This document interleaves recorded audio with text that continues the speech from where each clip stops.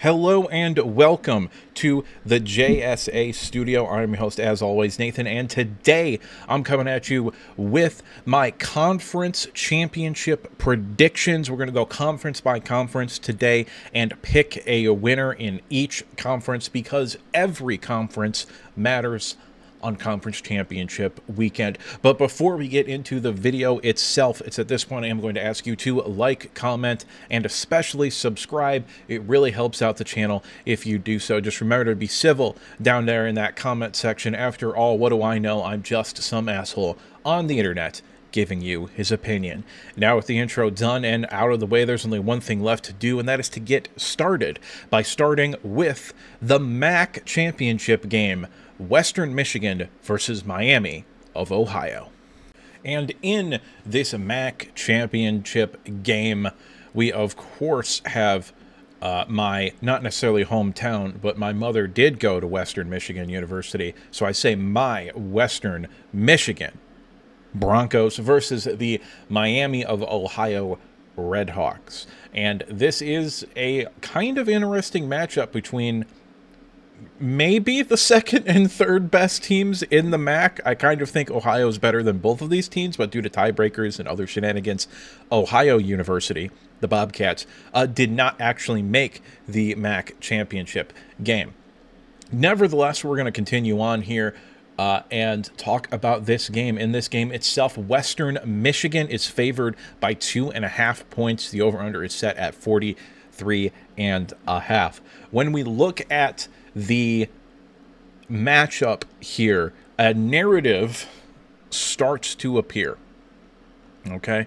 And the narrative is maybe a little bit interesting, but I think it points to a winner, even though I do think these are two teams that are pretty closely matched here. Western Michigan here, okay? The opponent adjusted numbers for Western Michigan, they are 105th in points per game, 111th in total yards per game, 127th in passing yards per game. Again, there are 136 FBS teams, so this is like bottom of the barrel passing. In fact, they average 47 more yards on the ground than they do in the air. Okay, they have the number 47 rush offense, opponent adjusted metrics, of course. They have 113th in passing yards per attempt, but 86th in rushing yards per attempt. So they run the ball a lot, and that's how they get to that total number. But their actual efficiency number is kind of below average, okay? Now, a lot of that is weighed into the fact that MAC teams always play really, really tough out-of-conference opponents. So the numbers are, even opponent-adjusted numbers, are still kind of skewed. So, okay, but that doesn't matter all that much here. Moving on to defensively, this is where Western Michigan really, really shines. This is a quality defense. Opponent-adjusted metrics, they are 28th in points per game, 28th in total yards per game, 21st in passing yards per game, but 48th in rushing yards per game. 31st in passing yards per attempt, and 57th in rushing yards per attempt. So, pretty analogous. There's no blatant efficiency metric that's out of the realm of possibilities for Western Michigan. Moving on now to the Miami of Ohio Redhawks. These team a little bit better offensively. Well, actually quite a bit better offensively and quite a bit worse defensively. So Western Michigan appears to have really good defense, really bad offense. But Miami of Ohio is kind of like average offense, average defense. But the numbers here, points per game, Miami of Ohio, again, opponent adjusted. All these statistics are opponent adjusted. 65th points per game, 93rd total yards per game, 83rd passing yards per game, 86th rushing yards per game, 57th rushing yards per attempt, or passing yards per attempt, my mistake, passing yards per attempt, which is actually pretty good. So maybe they need to be passing the ball more, and maybe they're running the ball too much because their efficiency numbers are pretty good. Rushing yards per attempt, 88th per carry, and obviously that's analogous with 86th total yards per game metric. But their efficiency number passing the ball is actually pretty solid. Defensively, they are 75th opponent adjusted points per game, 51st in opponent adjusted total yards per game. But here's the killer: 110th in opponent adjusted passing yards per game, averaging 13% more than the average of their opponents that they typically get. So that's not great. But rushing yards per game, they have the 24th opponent adjusted defense.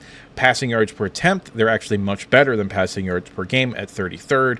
And rushing yards per attempt, they are 33rd as well. So Miami, pretty good defense, especially in the efficiency numbers, but they do kind of give up a lot of points. And they do appear to be a little bit vulnerable to the passing attack. So, worse defense than Western Michigan by probably about the same margin that their offense is better than Western Michigan. So, I think this is a fairly even matchup, and the line does represent that. But ultimately, when it came down to it, the matchups, I think, pretty clearly favor Miami of Ohio in this game. However, there's no shot in hell I'm picking an Ohio fucking team. Fuck the whole state of Ohio. Obviously not really. But I'm picking Western Michigan 27, Miami of Ohio 24. That's right, baby. My Western Michigan Broncos are taking home the MAC title. You can bet on it. Don't, though. This isn't an advice to spend money. Don't bet.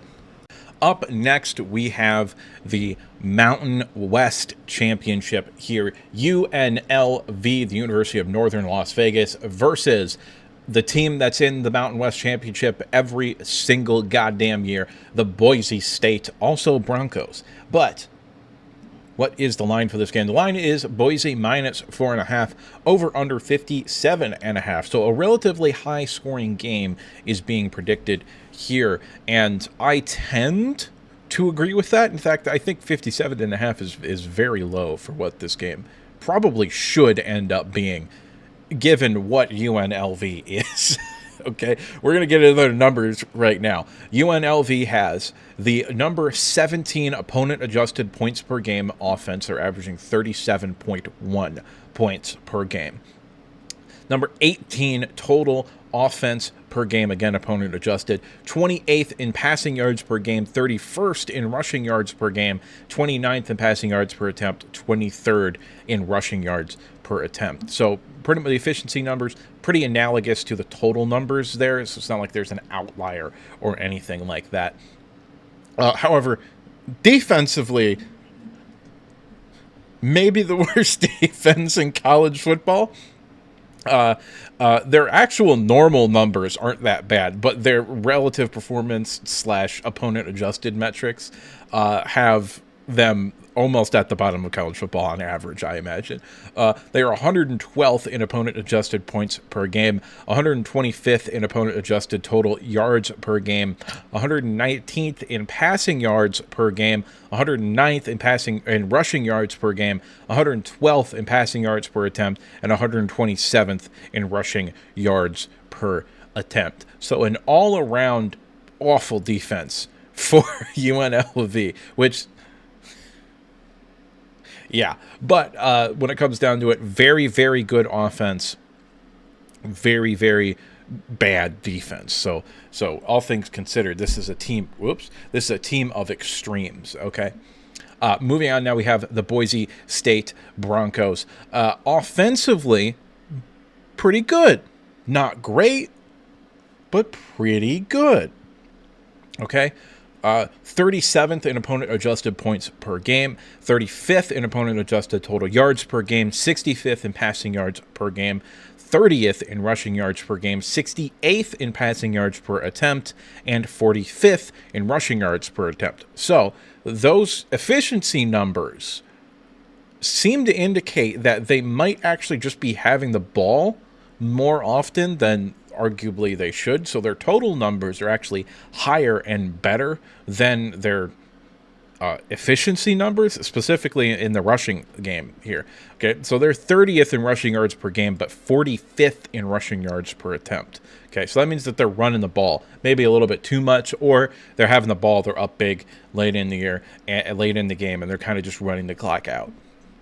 So rushing offense, maybe for the efficiency number, maybe not as good as like a top 30 unit, but still a definitively good unit. This is a good Boise State offense. Defensively, however, there's maybe some cracks in the armor for Boise State that UNLV might be able to take advantage of, okay? Points per game, they are 31st in opponent-adjusted metric, 25th in opponent-adjusted total yards per game, 8th in passing yards per game, 5th in passing yards per attempt, but they are 60th in rushing yards per game and 74th in rushing yards per attempt. So this is kind of an average, maybe even slightly below average rush defense, although it does appear to be a really, really good pass defense, okay? Now, I will say this. UNLV does have a really, really good passing offense. However, by the statistics, Boise State has an elite passing defense. Okay, I'd consider top 10 elite. I'd consider like 11 to 25 great and like 25 to 40 good, and then, 40 to 60 above average. I just ballpark the numbers right now for you. But UNLV does have a good, definitively good, maybe even great passing offense, but the reality of the situation is that great passing offenses can be limited by elite passing defenses, okay? Elite offense cannot be limited by elite defense, generally speaking. It can be made more difficult, but they're pretty much going to be able to do whatever they want to. It's just the reality of the way it works. The game favors the offense fundamentally. So UNLV does have a pretty good matchup here. Again, they can rush the ball very effectively. They're a really good rushing offense and probably a great passing offense. And with Dan Mullen's an elite play caller. He's one of the best play callers in the country, probably a top 5 offensive mind in football right now. Very, very good player, or coach rather. And when you get down into the nitty-gritty of it, this is a close matchup. It really is, because UNLV's defense is horrible, and Boise might be able to kind of run the ball and play ball control here a little bit, but they also might not be able to slow down UNLV's offense all that much. So, it's tough to predict this game specifically, but ultimately, I don't think the line is right. I think UNLV is a better team with, again, I got a lot of respect for Boise State and their coaching staff, but I think they have a better head coach, a better offensive play caller. I'm going with UNLV in this game here. 38 to 35, I'm predicting UNLV to win the Mountain West. Up next here, a little bit of a quick one. Unfortunately, this is probably the least interesting matchup of the evening. As much as I love Troy, we've got family down there on the staff. Young coach who I really actually like. I've listened to him quite a bit. But James Madison's just on a different level. Going from where they were last year, which was horrible, to 8-4 and in the Sun Belt championship game is an incredible achievement for Troy. James Madison has an outside shot of making the college football playoffs. They're two different levels of program right now, and the line kind of shows that. James Madison minus 23.5, over under 46.5. Yeah, as much as I love Troy, I got James Madison winning this game. It's not close. I've got it 38-13. This is not going to be a particularly interesting matchup this championship weekend here. Next matchup up is, in fact, the American Championship game. The winner of this game is very likely to end up being the group of 5 conference champion representative inside the college football playoffs. They will have the distinctive pleasure of losing to whoever the number 5 seed is.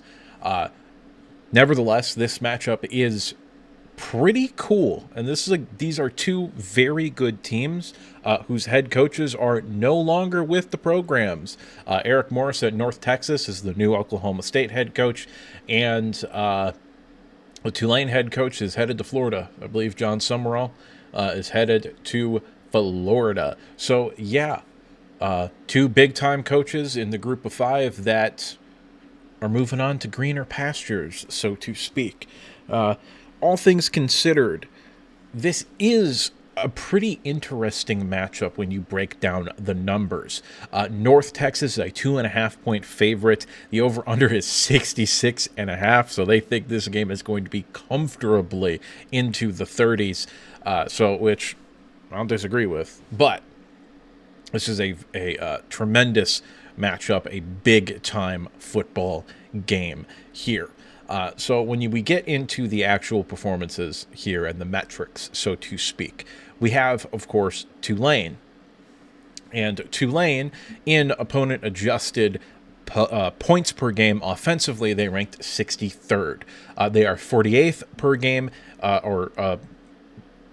are 48th in opponent-adjusted total yards per game, 52nd in opponent-adjusted passing yards per game, 68th in rushing yards per game, 47th in passing yards per attempt, and 52nd in rushing yards per attempt. So, an above-average offense, which for a group of 5 team that did play, I believe, 3 teams in the non-conference schedule for Power 5 teams. They played Ole Miss, Duke, and Northwestern, I think, is who they played.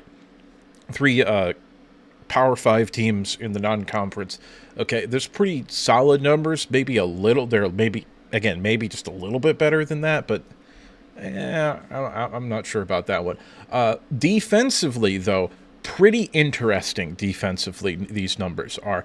Points per game, they are 38th in the opponent-adjusted metric. They are 48th in total yards per game, 116th in passing yards per game, 19th in rushing yards per game. But here's the interesting part. They are 99th in passing yards per attempt and 19th in rushing yards per attempt. So I think their passing defense is maybe a little bit overstated in terms of how bad it is potentially.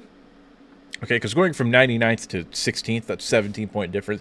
It's probably a little bit of a dichotomy there. But then also being 19th in rushing yards per attempt and then 19th in rushing yards, like, yeah, you've got a top 20 rush defense in the country. I think that's pretty clear. And North Texas can beat you in a lot of ways offensively fairly easily.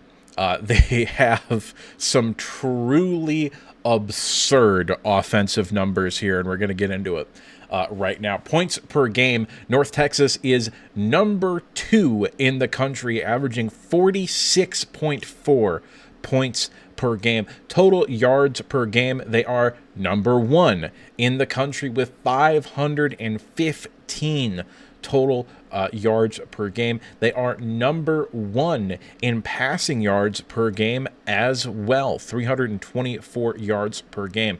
They are number 34 in rushing yards per game, 190.6 on average. They are number 4 in passing yards per attempt and number 21 in rushing yards per attempt. So their rushing offense on a per attempt level is actually better than their total numbers, and their passing offense is just elite. Like, it's just elite. Now, they didn't particularly play anybody all that good. Now, low-key, Western Michigan is a good point for them because that's a quality group of 5 team. So that's like an extra conference game because Western Michigan, because my predictions are right 100% of the time, is going to win the MAC. So that's a feather in their cap there. Washington State, it's still a Power 5 team that you ended up beating, but I mean, that's just me. All things considered, offensively, this is an elite team. Defensively, however, Not really. They're 76th in points per game, 107th in total yards per game, 46th in passing yards per game, but 119th in rushing yards per game. They are 23rd in passing yards per attempt and 116th in rushing yards per attempt. So pretty good, all things considered, pretty good passing offense. Although those numbers are likely, in my opinion, have a lot to do with the fact that teams are just running the ball on them and basically getting whatever they want in the running game, so they're electing not to pass the ball, even though their per attempt numbers are also pretty good, all things considered. But defensively for North Texas, Tulane wins that matchup. Okay, there are not going to be a lot of teams that don't win that matchup against North Texas's defense. It's just the reality of the situation. However, offensively, having this elite passing offense that North Texas has, and Tulane having, by the numbers, a bad, I accidentally hit my keyboard, a bad passing defense, I think this is a pretty clear matchup here. Now, Tulane's going to be able to put up points in this game, so they'll be able to keep it close. And if they do try to go with a ball control, we're going to run the ball heavily sort of style of game plan, they might be able to eke out a victory here. But I really, really struggle to see them stopping North Texas from putting up a lot of points in this game. In fact, I might be underestimating with my prediction how many points is going to go into this game, but I really don't see much of a pathway for Tulane to end up, outside of turnovers maybe, to end up winning this game. I think this is going to be a statement game for North Texas. I've got North Texas winning by the score of North Texas 35, Tulane 31. I believe North Texas will be the Group of 5 representative in the college football playoffs. Next game here, the final of the Group of 5 championship games here. We have Conference USA, and that is Jacksonville State versus Kennesaw State in their, I believe, first season in FCS ball. Kennesaw State is in the Conference USA championship game. So yeah, that's pretty cool. All right. Kennesaw State is favored by 2.5, and the over-under is 60.5. So fairly high scoring this game is predicted to be. When we get into the numbers for Jacksonville State, pretty interesting dichotomy here, specifically in their points per game and the amount of yards that they're getting, because that's kind of weird. Okay, so they are ranked 75th in opponent-adjusted points per game. They're only scoring 28.8 points per game. But they're 63rd in opponent-adjusted yards per game. However, in just basic total of yards that they're gaining, they're 26th, not opponent-adjusted. Okay, they're 26th. They get 420 yards per game, but they only score 28.8 points per game. So that's a little bit of a disconnect there between hypothetically how well the offense is moving the ball and how many points they're putting up. So that's slightly concerning, but a large part of that is because they have the 129th opponent-adjusted passing offense. Okay. However, they make up for it because they have the 9th opponent-adjusted rushing yards per game number. They're 61st in passing yards per attempt, which suggests that there isn't a lot of volume in the passing game, but they're actually fairly effective. Then they're 24th in rushing yards per attempt. So still a good rushing offense, maybe even a great rushing offense. but maybe a little bit overrated because they're just kind of running the ball. It looks like they're just kind of running the ball instead of passing it all that much, okay? Defensively, not great, pretty much all around the board. 92nd in points per game, 90th in total yards per game, 85th in passing yards per game, 95th in rushing yards per game, 107th in passing yards per attempt, and 82nd in rushing yards per attempt. So, defense, not all that good. Kind of questionable. As far as Kennesaw State goes offensively, they are 48th in opponent adjusted points per game. They are 37th in total yards per game, 46th in passing yards per game, 55th in rushing yards per game. However, they are 12th in passing yards per attempt and 75th in rushing yards per attempt. So their rushing offense, not as good as the total numbers might expect them to be. It's effectively, they're actually a below average. When you look at the numbers, they're 75th, that's below average. And 55 is above average, maybe even getting pretty close to being good. But that's a little bit misleading. The efficiency numbers would suggest that they're actually a below average rushing offense and a borderline elite passing offense, even though they don't seem to be passing the ball as much. Defensively for Kennesaw State, they are 60th in points, opponent adjusted points per game, 97th in total yards per game, 86th in passing yards per game, 97th in rushing yards per game, 108th in passing yards per attempt, and 95th in rushing yards per attempt. So when you look at the dichotomy here with Jacksonville State and Kennesaw State, even though Kennesaw State is 2.5-point favorites, the matchup to me heavily favors Jacksonville State. It really does, at least in my opinion. Again, even opponent adjusted, Jacksonville State has the 9th best rushing offense. Maybe if you, depending upon your definition of elite, an elite rushing offense, and they're 95th. That's a bad rush defense, okay? And even though they do have the 12th efficiency-based passing offense, Kennesaw State does, and Jacksonville State has an awful pass defense at 107th in opponent adjusted, Kennesaw State appears wants to run the ball more than they want to pass the ball. And that's slightly concerning because I think they're going to have to pass the ball in order to be effective in this game, and I don't know if they're going to do that or not. However, either way, in this matchup, I think it pretty heavily favors Jacksonville State because generally speaking, passing game can be affected more easily if you can just get after the quarterback. And if you can apply pressure, or if you've got good coverage, and then your coverage can allow for the pass rushers to get home on their second or third moves and generate the pressure that way.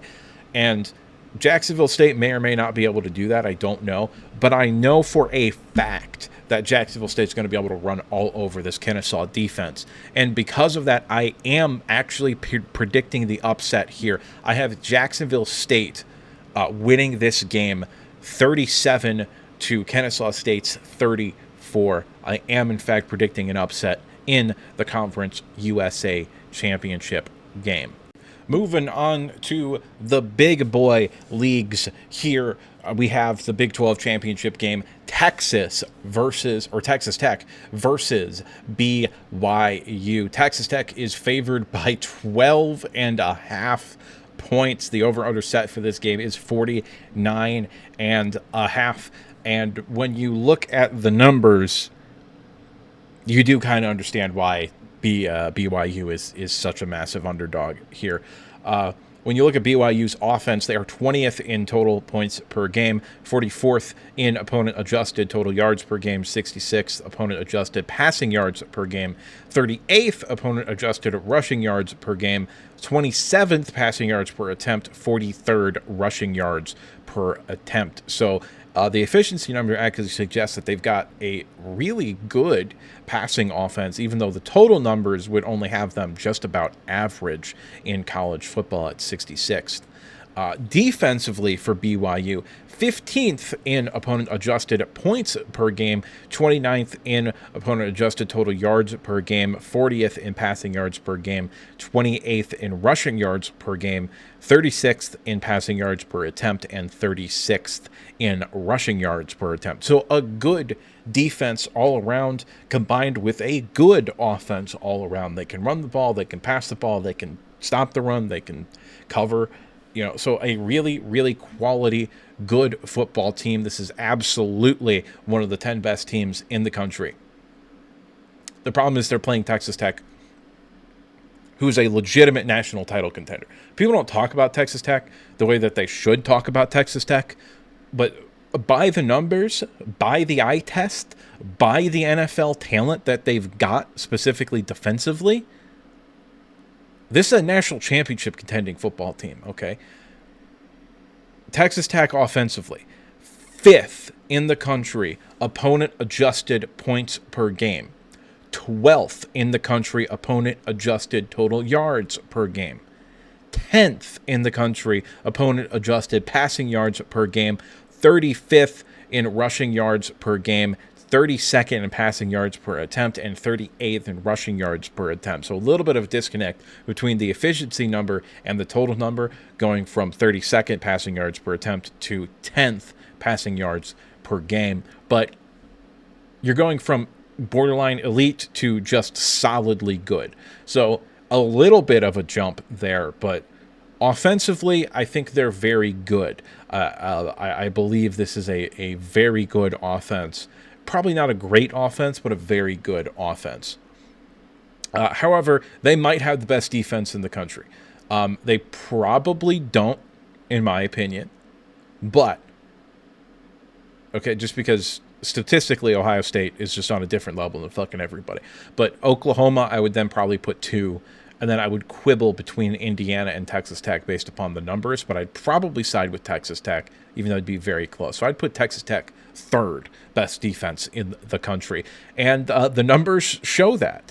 They are 3rd in opponent-adjusted points per game, only allowing 11.6 points per game. 4th in opponent-adjusted total yards per game. 49th in opponent-adjusted passing yards per game.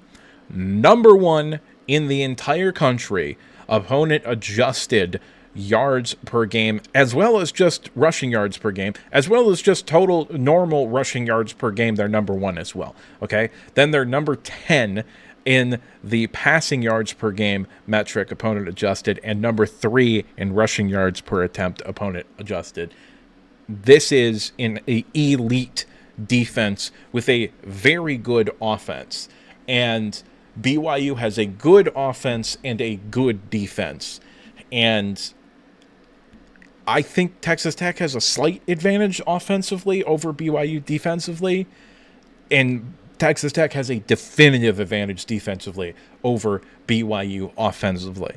So even though BYU is, beyond a shadow of a doubt, worthy of being ranked probably 8 or maybe even 7, depending upon your opinion on Texas A&M,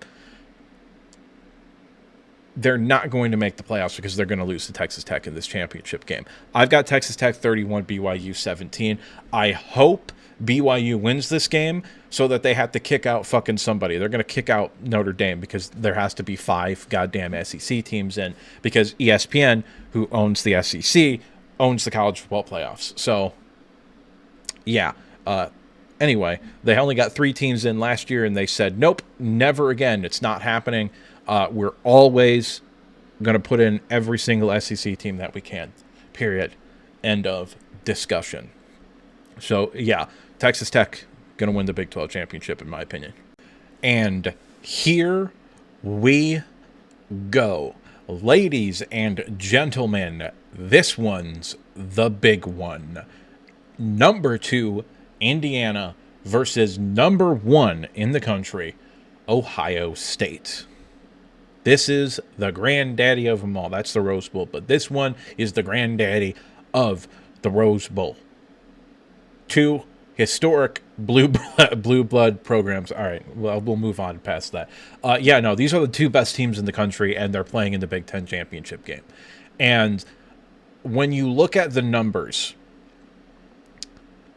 oh boy, the numbers are fun for this one.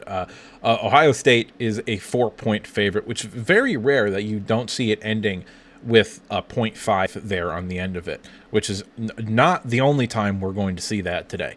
But Ohio State a 4-point favorite, the over under 47.5, so not particularly a high scoring game, but still not necessarily defensive slugfest either. In this game, these are just two elite football teams. This is so absurd. I don't know how to hype it up. These are maybe the two best teams in terms of the stats that I look at. Since I've been looking at these stats for the past 5 years, these are maybe the two best teams. It's insane how good these teams are. Okay, getting into the numbers, we'll start with Indiana. Indiana has the number 1 opponent adjusted points per game offense. They have the number 4 opponent adjusted total yards per game. They have the 23rd best opponent adjusted passing yards per game, the 8th best opponent adjusted rushing yards per game, the 2nd best in the whole country, the 2nd best opponent adjusted passing yards per attempt, and the 8th best opponent adjusted rushing yards per attempt. Okay, so even though they only have the 23rd best opponent adjusted passing yards per game, the efficiency number says that they're the 2nd best. And it's largely because they've been blowing teams out so much that they're just running the ball at the end of games instead of passing the ball. So the total numbers are a little bit less than what they could be, okay? Indiana has an elite offense, genuinely. By the eye test, by everything you want to look at, they've got an elite offense here, okay? Defensively, they've also got a really good defense. Great defense, even. Okay? Great defense. They are the number 2 opponent-adjusted points per game defense in the country. Number 7 in total yards per game opponent-adjusted. 25th in opponent-adjusted passing yards per game. 4th in opponent-adjusted rushing yards per game. 16th in opponent-adjusted passing yards per attempt, and 11th in opponent-adjusted passing yard or rushing yards per attempt, rather. So, by the total numbers, very good, great, even. By the efficiency numbers, maybe borderline elite. They're right on the edge of it. Okay, so Indiana has a great defense and an elite offense. All right. And Ohio State is the exact opposite of that, all right?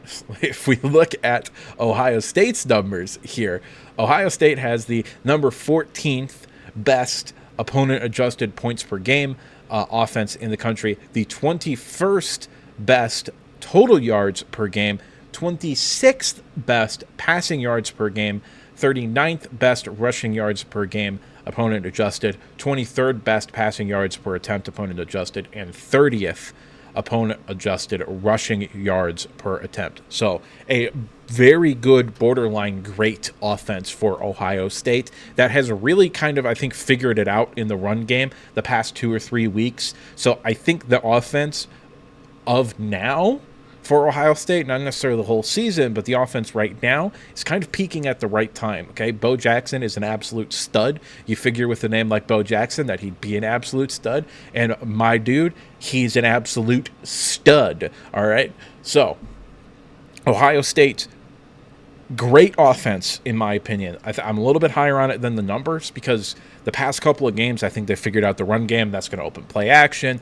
They've got elite wide receivers. Also, the past couple of games, they didn't have Jeremiah Smith and Cornell Tate for one game. It didn't have Cornell Tate for 2 games during that stretch. They had him against Michigan because he came back because he was never going to miss the game. That's not how it works. But all things considered, great offense for Ohio State. Defensively, however, and this is a point that I made in last week's video about predicting the college football, or about predicting the Big Ten's last week, okay? It's the point that I made in that video. I don't think you understand how all-time great this Ohio State defense is, okay? Michigan's 2023 defense is a top 10 defense in the history of college football as far as I'm concerned. In elite defense of all time. Elite amongst elite defenses, okay? Ohio State, if they win the national championship, will, for my money, have the best defense in the history of college football this year, okay? We're just going to go through it. Their lowest metric in opponent adjust is 6th. That's their lowest number, 6th in the entire country.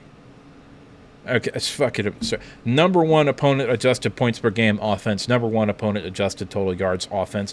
Number 1 opponent adjusted passing yards per game. Number 5 opponent adjusted rushing yards per game. Number 1 opponent adjusted passing yards per attempt. Number 6 opponent adjusted rushing yards per attempt. What are you supposed to do with that? Okay, this is an elite defense by any measurement you want to look at it.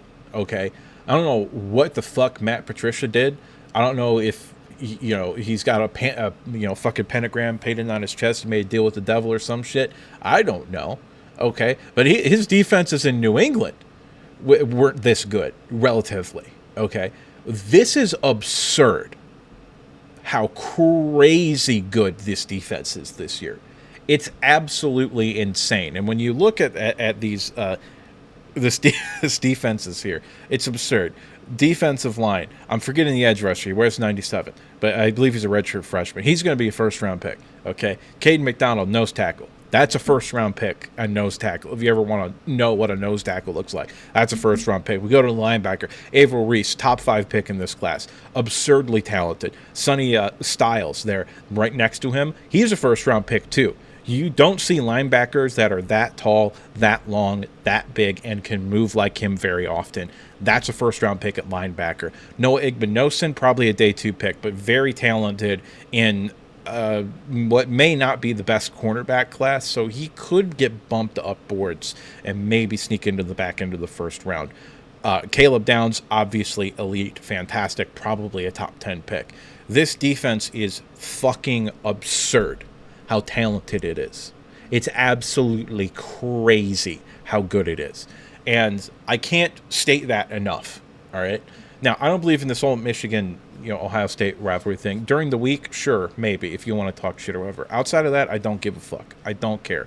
I don't partake in the trash talking or any of that crap because, they always say if you can't take it, don't dish it out. Well, motherfucker, I can't take it, so I don't dish it out. It's really that simple, all right? But if we want to get into the minutia of this game here, and you look at the matchups, okay, Indiana, elite offense, okay, Ohio State, all-time great defense.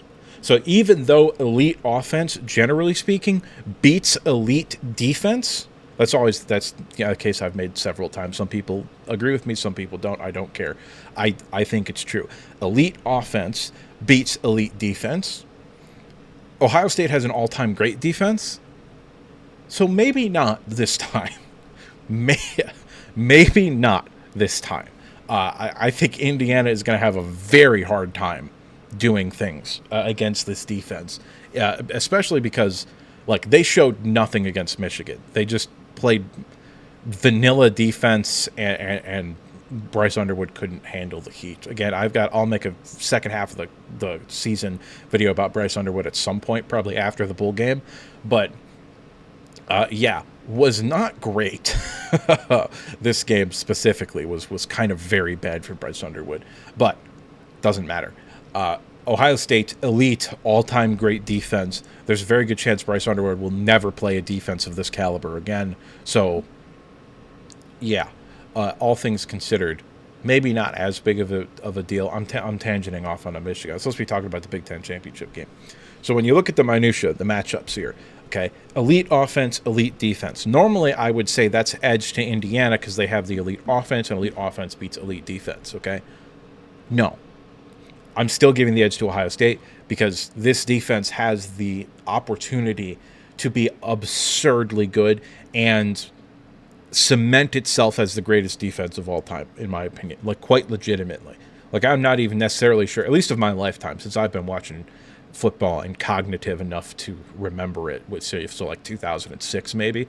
This is the best defense I've ever seen. Okay, and I said that about Michigan in 2023, and this defense is better than Michigan's defense. It's a conversation, but I'm gonna say this defense is better than Michigan's defense.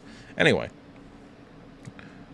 all of that aside, if we look at Ohio State's offense versus Indiana's defense, Indiana, great defense, no doubt about it, a great defense. Ohio State has a great offense, all right?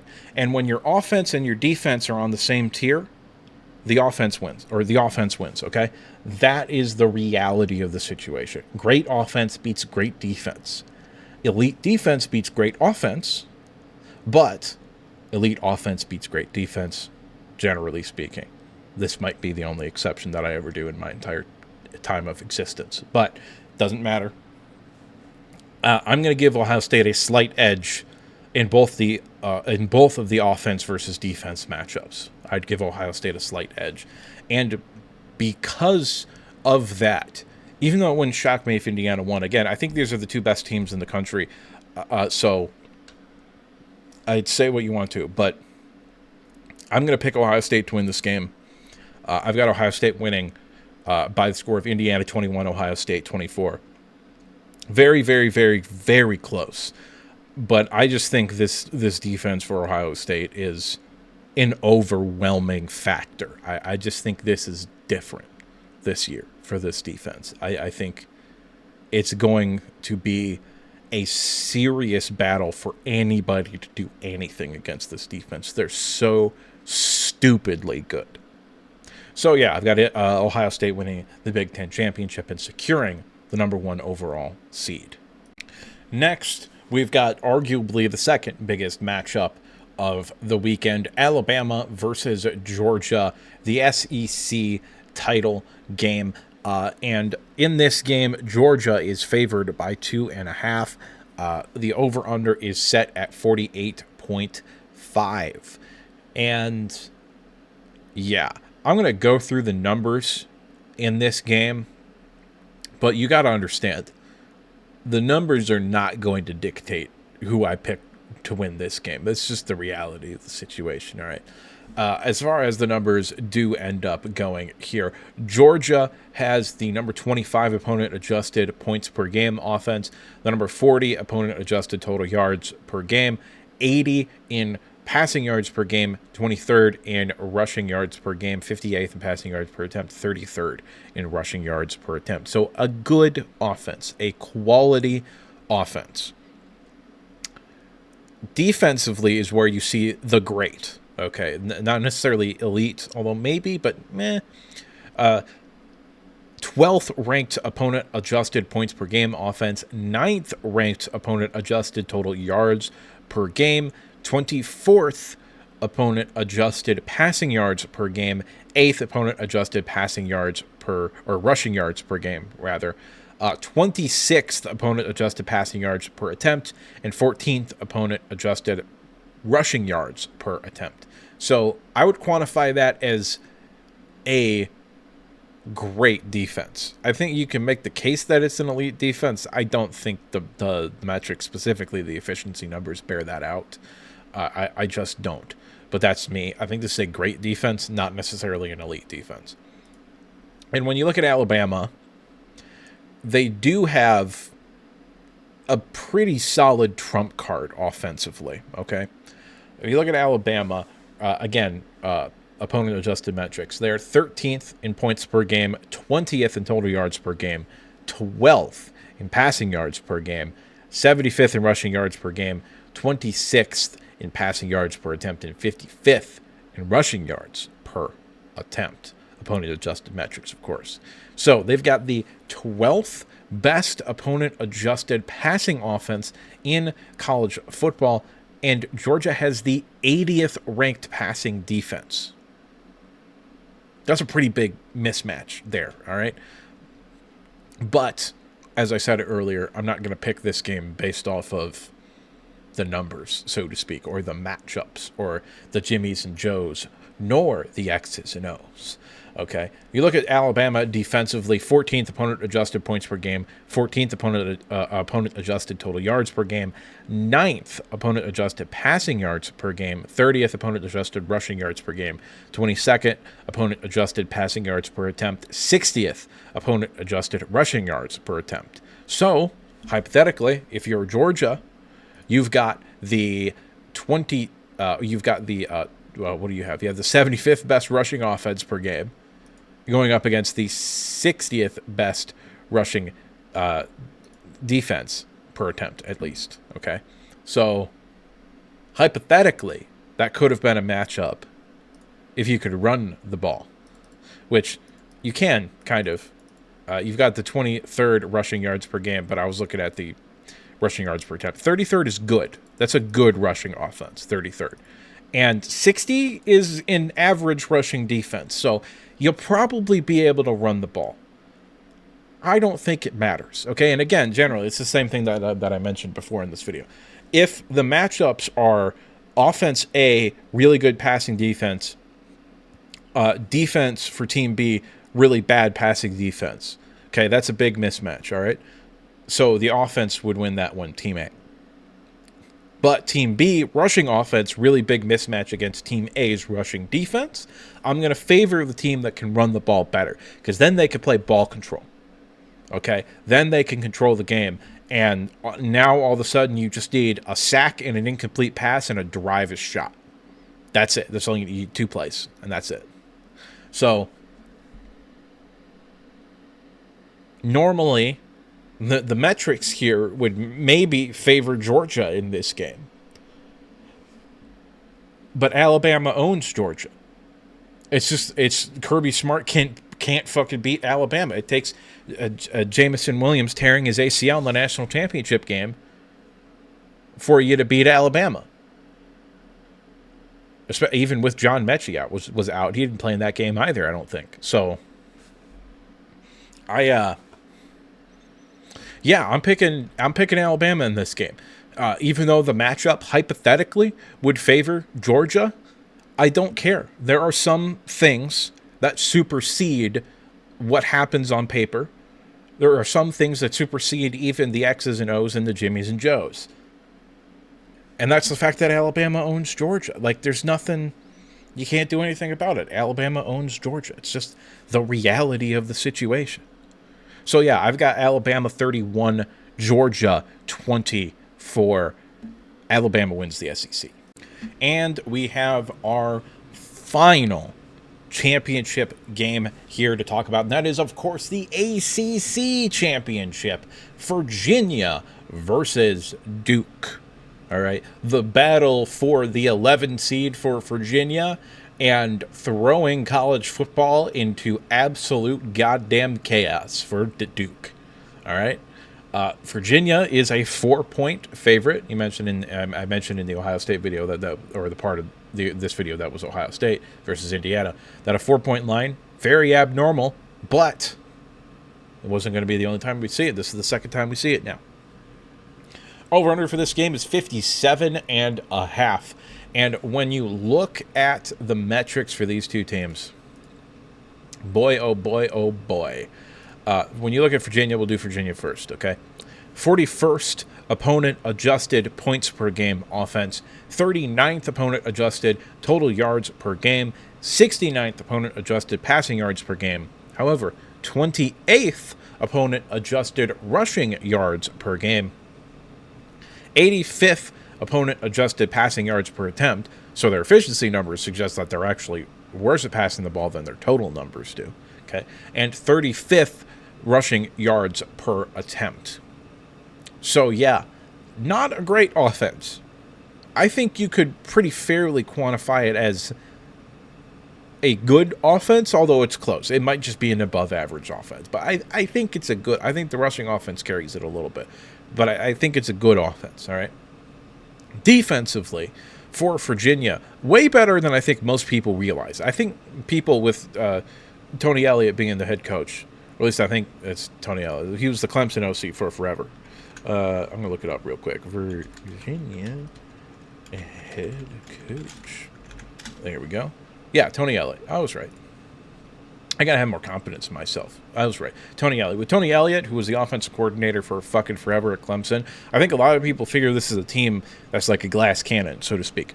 Really powerful offense, not a great defense. But in reality, they've got an okay offense and a pretty good defense. All right. 30th in points per game, opponent adjusted. 31st in total yards per game. 43rd in passing yards per game. 33rd in rushing yards per game. 45th in passing yards per attempt. And 24th in rushing yards per attempt. So pretty consistent. This is a good quality defense and a good quality offense. Duke, on the other hand, is a little bit more all over the place here. All right. Points per game here. Offensively for Duke. 18th in points per game. So they're scoring points. All right. 36th in total yards per game. 18th in passing yards per game. 88th in rushing yards per game. So they're a fairly opponent adjusted rushing yards per game. So they're a fairly one-dimensional offense here. Okay. 34th in opponent adjusted passing yards per attempt and 73rd in opponent adjusted rushing yards per attempt. So rushing offense or defense for Duke, or no offense, I was right the first time. Rushing offense for Duke, not good. Passing offense, good. Maybe even borderline great. Okay? But really good passing offense. However, defensively, you figure with Manny Diaz as the head coach that you figure Duke is like a grinded out, like a Northwestern used to be with Pat Fitzgerald, grinded out kind of, we're going to play great defense, Iowa-style football team. They're not. They have a bad defense. Like they kind of have a bad defense. It's not as bad necessarily as the numbers say, but it's a bad defense, all right? Opponent adjusted points per game, they are 102nd in the country. Opponent adjusted total yards per game, they're 113th. Opponent adjusted passing yards per game, 127. Opponent adjusted rushing yards per game, 69th. Opponent adjusted passing yards per attempt, 123rd. Opponent adjusted passing yards or rushing yards per attempt, 68th. So fairly average running defense, horrendous pass defense, awful, horrible, whatever metric you want to use, or whatever a word you want to use to describe it. Horrible pass defense, all right? So even though Virginia, not a particularly good passing offense, they're still somewhat competent passing the ball. And in this game, if Virginia's smart, which I think Tony Elliott is smart enough to know this, they're going to have to use the passing game to open up the running game, not the other way around. Typically, you got to establish the run, you'll play action, establish the passing game, then the defense is a bind. No. When you're playing as bad of a passing offense as Duke, and Duke is, an average run defense, okay? So even though you still have the advantage with the run defense, or with your run offense if you're Virginia, you got to pass the ball to open up that rushing offense, okay? Now, Duke and Virginia already played this year. They played back on November 15th, all right? 3 weeks ago, all right? And Virginia won 34-17, okay? I think Duke's going to show up to this game. I think they're going to be prepared to play because they're lucky to be here, okay? They got nothing to lose. They have no stress on them whatsoever. This is a celebration for them, the fact that they're even here, okay? That's what this team is here, okay? Legitimately, genuinely, all right? I think they're going to show up better than when they played Virginia the first time. But I don't think they're going to win. I have Virginia barely edging out Duke 35-31 in this game, okay? I think this is potentially a chaos moment for college football. However, given that Virginia and Duke have already played and Virginia won handedly, I think Manny Diaz is going to have these boys ready to go. I think I do. I think Duke's going to give it their all. I think Virginia might come in real tight, okay, because a playoff spot is on the line for them. Duke's not making the playoffs if they fuck it. It's not happening. Duke's not making the playoffs. End of discussion. They're not making the playoffs. It's not happening. 0% chance. It's not happening. Okay? But they've got nothing to lose. They're out there free balling, dog. Like, and Virginia might be a little tight. Now, ultimately, I don't think it's going to matter. I think Virginia's going to win, but it might matter. Virginia might not win. But what would all of this mean, okay, if things go out perfectly like I predict, which, of course, they will. I'm never wrong. But if they do go as I am predicting here, this, I think, is what the playoffs will end up looking like, okay? We're going to start over here with Oklahoma and Ole Miss, 9 versus 8.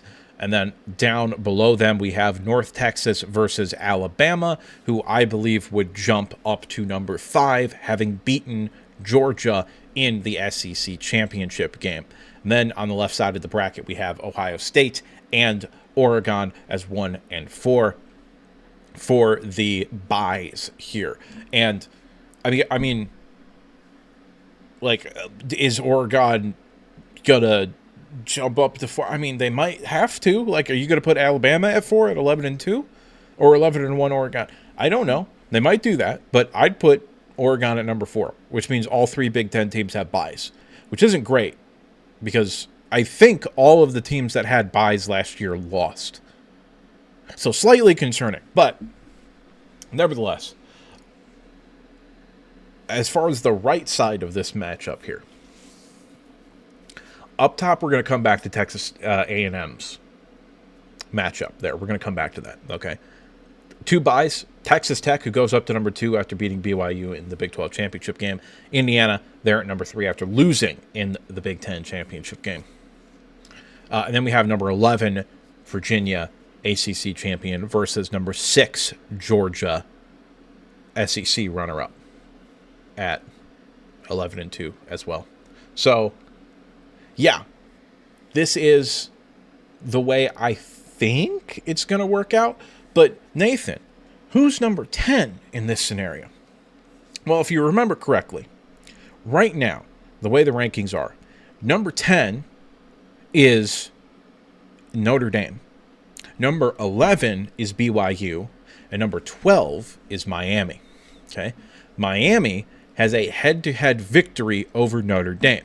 But head-to-head doesn't matter unless you're right next to each other. The committee has been very clear on that, not just this year, but last year as well. Okay? Head-to-head doesn't matter unless you're right next to each other. However, the good news for Miami is BYU loses in my predictions, which means Miami would slide up to number 11. And that means that they would, in fact, slide up to number 10. That's right. Miami will play Texas A&M in the 10 versus 7 matchup, according to me and my predictions. And that is all that I have for you today. To this point, I would like to remind you to like the video if you liked it, subscribe if you want to see more content like this, and if you disagree with me at any point, or you just have something to say, go ahead and drop a comment down in the comment section below. Just remember to be civil. After all, what do I know? I'm just some asshole on the internet giving you his opinion. And now with the outro done and out of the way, there's only one thing left to say, and that is that I will see you next time.